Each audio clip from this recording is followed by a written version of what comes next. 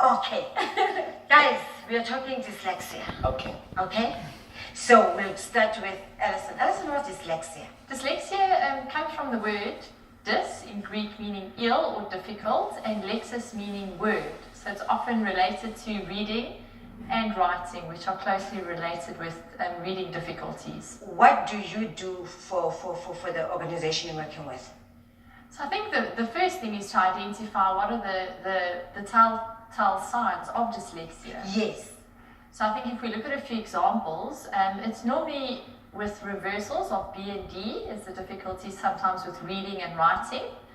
And then the way they see words, a person with dyslexia might misread a word. So they will read cat instead of cart or write cat instead of cart, leaving letters out.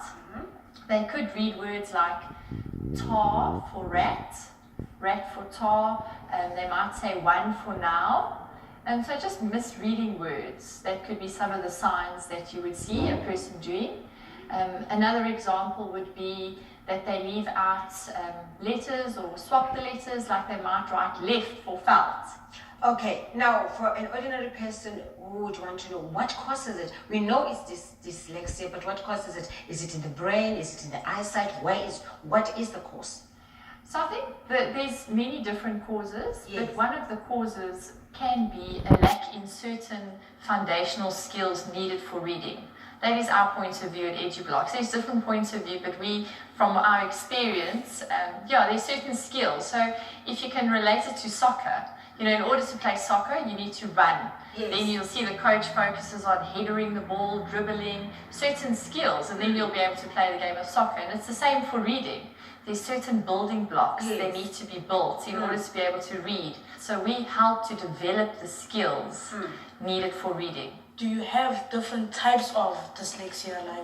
There are just different types of dyslexia. So some people might struggle with, they call it dysphonetic dyslexia, dyscalculia, so more with numbers. There's different types, as you can say. Someone else, I might have a spelling dyslexia, but someone else might have dyscalculia, but they are good with reading and writing.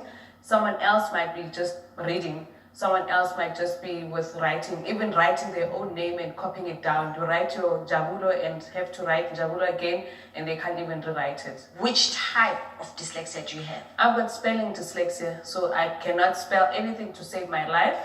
I can only remember my name because I've memorized it for the past years I've lived. But if you were to ask me to spell a different new word that I see, I can't. So with that, my memory is unable to capture words, as she was saying. It's differently, but with me, it was genetic. Yes. I got it from my father, who got it, I think, from his father. My brother, my father have dyslexia in the family. How and when did you find out that you have dyslexia? In grade 1, I was diagnosed with dyslexia because I could realize that I was different to the other kids, because all the other kids were able to read books, and I was still stuck on the flash letters, the flashcards.